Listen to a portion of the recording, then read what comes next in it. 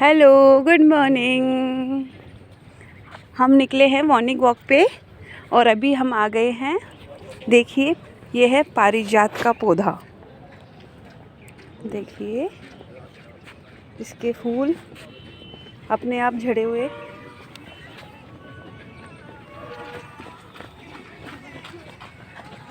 इतना सुंदर पौधा, इतनी सुंदर खुशबू। इसके पत्ते, फूल देखिए, इसके फूल बहुत नाजुक होते हैं।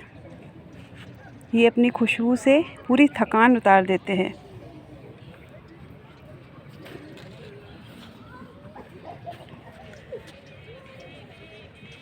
ये है पारिजात के फूल, ये इसके पत्ते।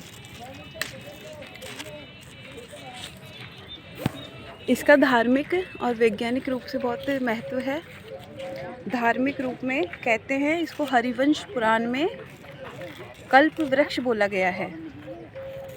और ये धार्मिक मान्यता है कि जो नवविवाहित जोड़ा होता है वो अगर इसकी पूजा करता है तो उसका वैवाहिक जीवन बहुत सुखी और समृद्ध होता है। और वैज्ञानिक दृष्टि से इसमें बहुत इन्फ्लेमेटरी गुण और एंटीबायोटिक गुण पाए जाते हैं। इसके पत्तों में, फूलों में और बीजों में। इसमें फल नहीं लगता है।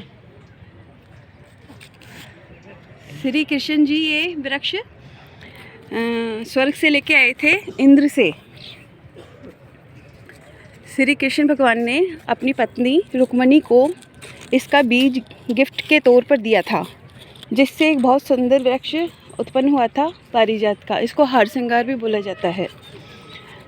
लेकिन जब नारद जी को इस बात का पता चला तो उन्होंने उनकी दूसरी पत्नी सत्यभामा जी को इसके लिए भड़काया कि बोले अगर वो उनको ये पुष्प दे सकते हैं तो आपको क्यों नहीं, ये पेड़ आपको क्यों नहीं गिफ्ट किया। तब सत्यभामा जी बहुत उदास हो गई और उन्होंने श्री कृष्ण भगवान से ये वृक्ष की डिमांड की।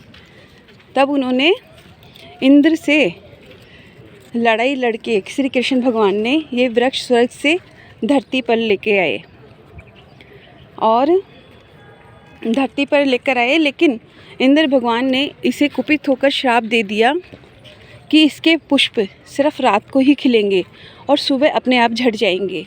धूप की रोशनी में इसके पुष्प नहीं खिलेंगे।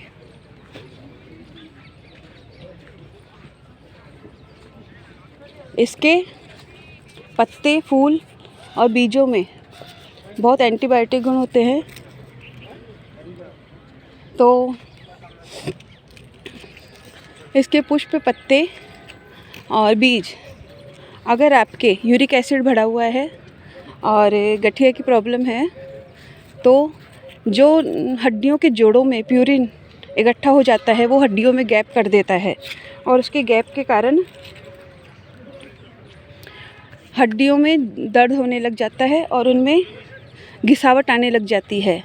इसके लिए इसके बीज को, पत्तों को और इसकी छाल को 5 ग्राम लेकर 200 ग्राम पानी में उबाल लीजिए और जब वो पानी 3/4 बच जाए तब उसको घूट घूट करके पीना है।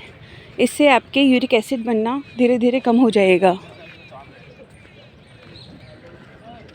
और जिस बच्चे के पेट में कीड़े रहते हैं उसके लिए भी ये बहुत एंटीबायोटिक का काम करता है।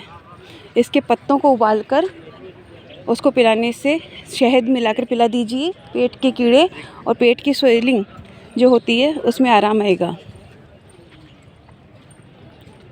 प्रकृति ने हमको बहुत सी ऐसी चीज़ें दी है जिनमें बहुत से ऐसे गुण पाए जाते हैं तो हमको मेडिसिन की ज़रूरत नहीं रहती है।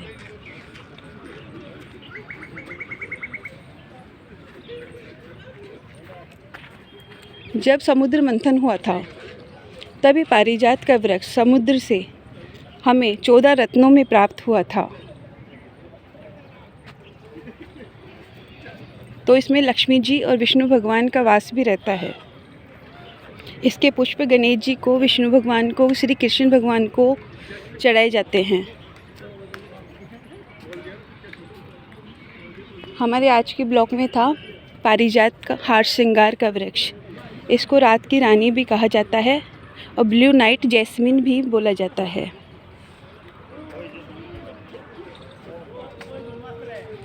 देखिए बहुत सुंदर वृक्ष है।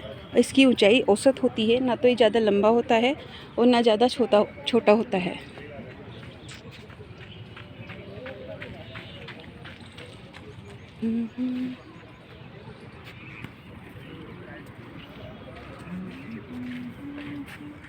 इसके पुष्प जो होते हैं केसर की जैसी, नीचे की इनकी देखिए केसर की जैसी इनकी आकृति होती है। नीचे के जो इनका डंठल होता है केसर नुमा होता है, और इसको घिसकर चंदन के साथ चंदन का एक तिलक भी बनाया जा सकता है।